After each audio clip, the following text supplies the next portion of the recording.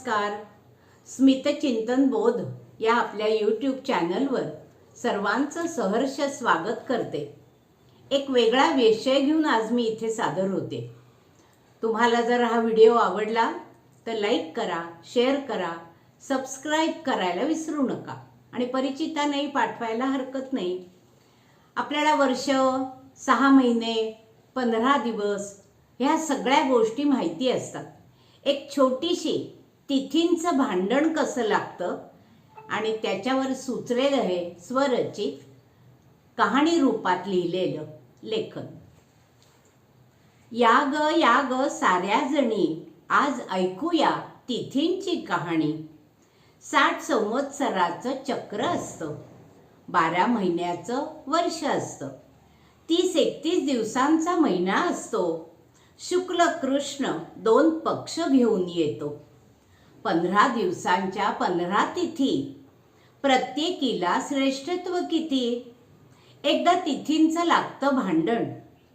तू नाही मी श्रेष्ठ, हे भांडणाचं कारण. तू मीचा निवाडा कोणी करायचा? ब्रह्मदेवाचाच सल्ला मानायचा. ब्रह्मदेव म्हणतो, अगं भांडू नका, तंटू नका. प्रत्येक तिथी वैशिष्ट्याची मी सांगतो ते ऐका. सृष्टी रचयिता सांगणार तेच आम्ही ऐकणार. प्रत्येक तिथी शहाणी आणि गुणी हेच ते सांगणार. कुणी लहान नाही, कुणी मोठं नाही. प्रत्येक तिथी महत्वाची, आपापली महती जाणून राही. सगळ्या लागल्या ऐकायला, आपापली योग्यता जाणायला. सर्व तिथी 15 जणी ऐकू लागल्या महतीची गाणी. ऐकूया तिथींची कहाणी. अहो उत्साह देतो तो उत्सव, आनंदाचे क्षण देतो तो सण.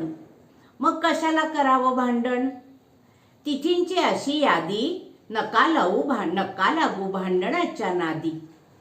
बलिप्रतिपदा, यमद्वितीया, अक्षय तृतीया, गणेश चतुर्थी, नागपंचमी, चंपाषष्ठी, रथसप्तमी, गोकुळाष्टमी, रामनवमी, विजयादशमी, आषाढी एकादशी, वामन द्वादशी, धनत्रयोदशी, नरकचतुर्दशी, नारळी पौर्णिमा.